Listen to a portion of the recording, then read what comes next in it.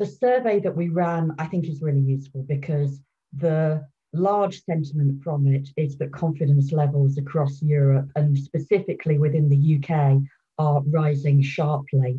Now, we need to see that confidence convert, and the beauty of being able to run something on this level of regularity is that we are able to track the rate at which that confidence does genuinely convert into business results.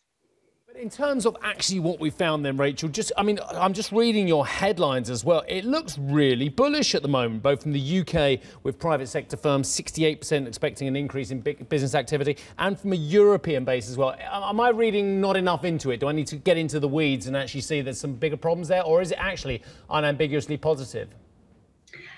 It's incredibly positive in terms of the confidence levels. And as you just mentioned, it's fueled in part by the progress of the vaccine rollout, the falling cases.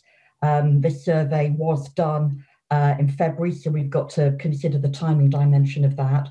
But also, of course, in the UK, the return of schools for many.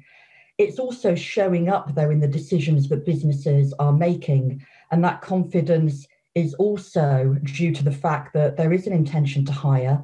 CapEx spend has increased dramatically, and IT spend, particularly on technologies that are going to drive resilience for business, are on the up. Rachel, how quickly are some of those tech investments translating to the bottom line for corporates? Is that part of the reason we are seeing some of the upbeat sentiment at this point? If we look at the year that's just gone, many organisations started out by navigating a crisis, thinking about cash preservation and hankering down. We've seen that shift dramatically over the course of the last year, where investments are now very much on the midterm and long term, and organisations are seeing the benefit of many of those tech investments that they made in the early days, particularly on things like cloud, cybersecurity, and data and analytics. I noticed one of the caveats in the report was around Brexit and worries limiting the recovery and manufacturing optimism. We've seen all sorts of different businesses struggle for a couple of months with the added regulation. We were talking to one the other week that had to stop some of the sales into Europe for about a month until they sorted out some of the issues. What are you seeing more broadly across various business sectors at this point around Brexit disruption?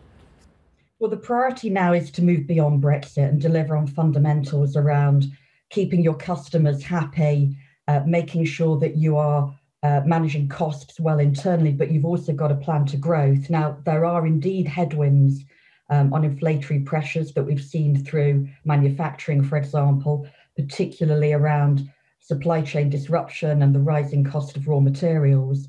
But as I said, the priority now has to be to move beyond Brexit and to deliver on what matters the most in every organisation's growth trajectory.